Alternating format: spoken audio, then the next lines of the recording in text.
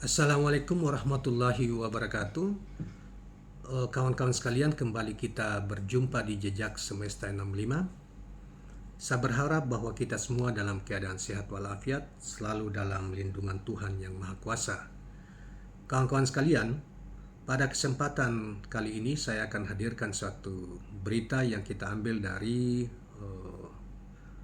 portal oposisi cerdas ya, yang diberi judul sejumlah keunggulan Anies yang tidak bisa dicapai Ganjar Pranowo. Tentunya Ganjar yang maksud adalah Ganjar Pranowo. Jadi ada seseorang, saudara sekalian, sebagai pegiat media, membandingkan tentang, bahkan dia menyampaikan secara satir ya, sindiran-sindiran tentang prestasi yang dicapai oleh Anies Rashid Baswedan ketika menjadi gubernur DKI, maupun prestasi yang ini dilakukan oleh yang diperoleh atau dicapai oleh Ganjar Pranowo ketika menjadi gubernur Jawa Tengah hingga hari ini dalam 2 periode, dan sekarang menjadi capres dari PDIP. Nah, orang itu adalah melalui Twitternya, saudara sekalian, orang itu adalah Sultan Mangara Harahap ya, tentu orang Sumatera Utara, saudara sekalian. Yang diurai secara singkat oleh media ini, penulis wartawan media oposisi cerdas, yang nanti sebentar juga kita lampirkan tentang prestasi-prestasi yang yang dicapai oleh, dan penghargaan yang diperoleh oleh pemerintah DKI Jakarta melalui Gubernur Anies Rashid Baswedan selama memimpin 5 tahun di DKI. Nah, kawan-kawan sekalian, coba kita bacakan apa yang diuraikan di portal ini. Terdapat sejumlah keunggulan bakal capres koalisi perubahan untuk persatuan Anies Rashid Baswedan yang tidak bisa dicapai oleh bakal capres PDIP Ganjar Pranowo, katanya. Hal ini terlihat dari cuitan penulis cerita sekaligus editor karikatur Indonesia, Sultan Mangara Harahap, mengenai 6 alasannya membenci Anies Rashid Baswedan. Tentunya dia membenci itu bersifat satire ya, sindiran gitu ya. Namun, rupanya kebencian untuk Anies Baswedan itu merupakan satire. Pasalnya sejumlah alasan yang diungkapkannya merupakan prestasi mantan gubernur DKI Jakarta. Dia mengatakan, gue benci sama Anies Baswedan karena pertama, kenapa Anies bisa bangun Jakarta International Stadium menggunakan kreativitas anak bangsa?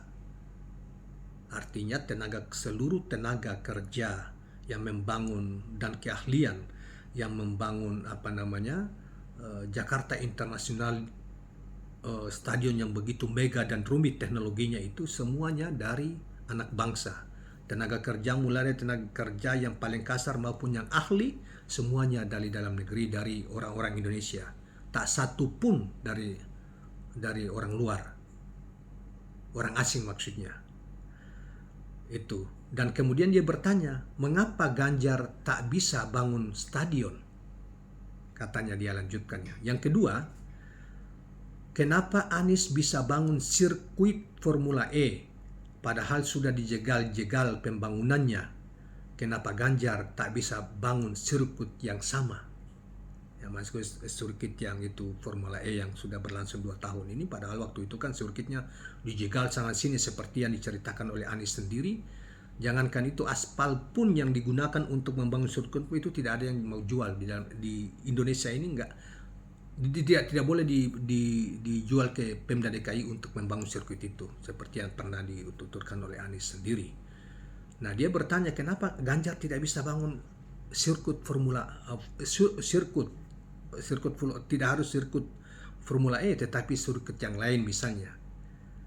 Sehingga dia bertanya kenapa Ganjar tidak bisa bangun sirkuit yang sama, ungkapnya. Yang ketiga, kenapa Anies banyak merevitalisasi taman dan lahan menjadi cantik? Ya, memang kita tahu bahwa ada sekitar 300-an taman ya yang direvitalisasi di DKI ini, dan bagus-bagus, akhirnya menjadi tempat bermain anak, tempat keluarga ini dan macam-macam. dan menjadi bagus ya taman-taman yang direvitalisasi itu. Banyak sekali yang kita tahu sekitar 300-an, tapi mungkin lebih dari itu selama 5 tahun. Dan dia mengatakan kenapa Ganjar tidak bisa sebagai gubernur yang 10 tahun ya di Jawa Tengah. Kemudian yang keempat, kenapa Anies mampu mengurangi banjir di Jakarta, tetapi kenapa Ganjar tidak bisa dilakukan itu di Jawa Tengah, katanya.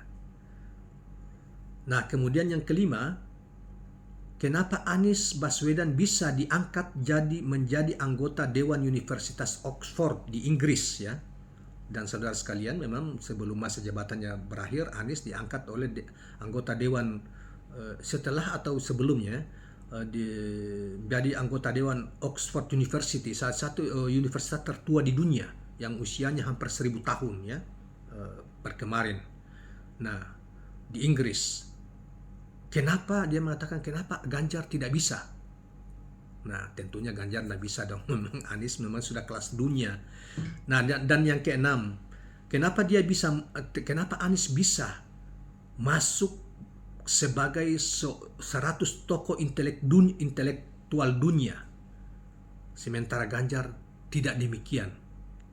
Nah, itu satire yang dia inikan begitu ya, yang dia ungkapkan oleh Sultan Mangara Harahap ini. Nah, oleh karena itu, tapi ada yang ditambahkan oleh penulis di sini, di tulisan ini, tapi kelihatannya ini bukan itu ditambahkan oleh Sultan Mangara ya, tetapi dari wartawan yang menulis di portal ini.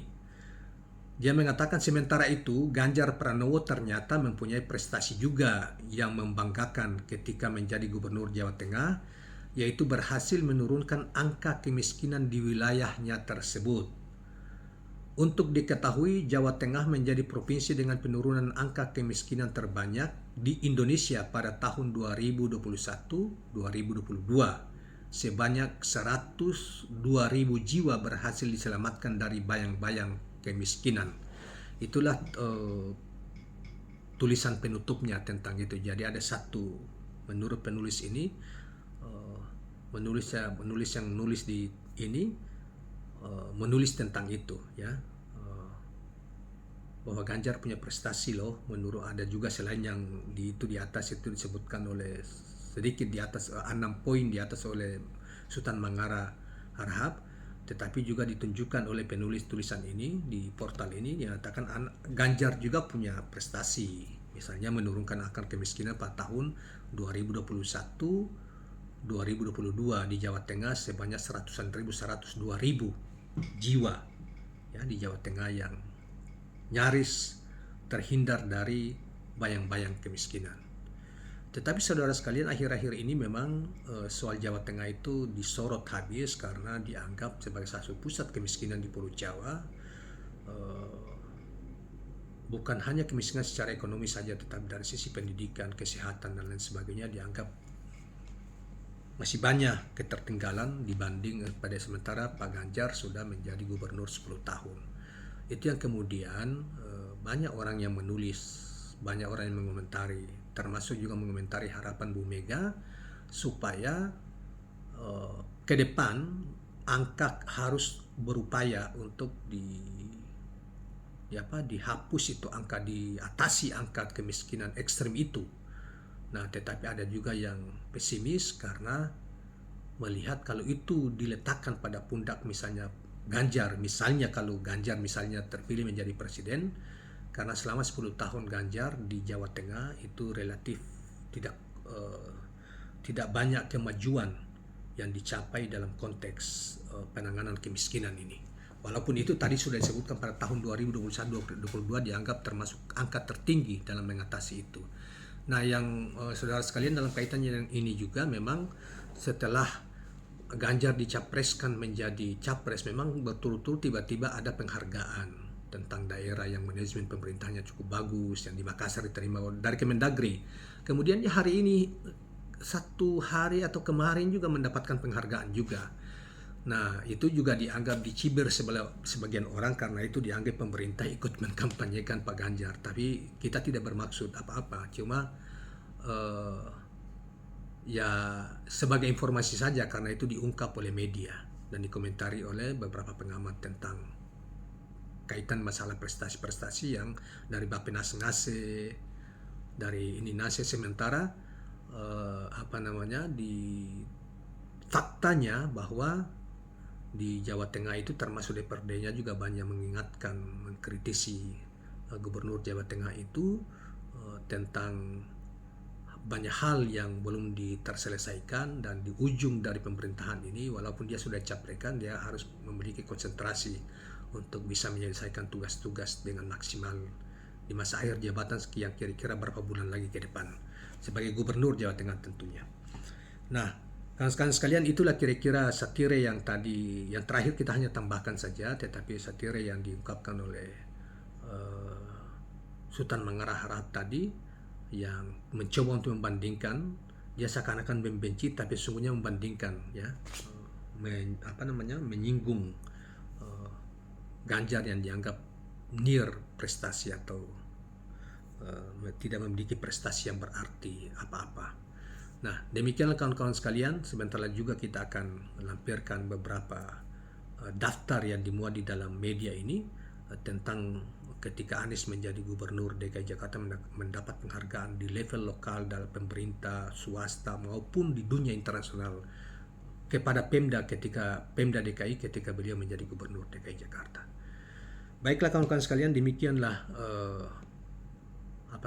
tambahan kita, dan jangan lupa subscribe, like, dan share channel ini. Assalamualaikum warahmatullahi wabarakatuh.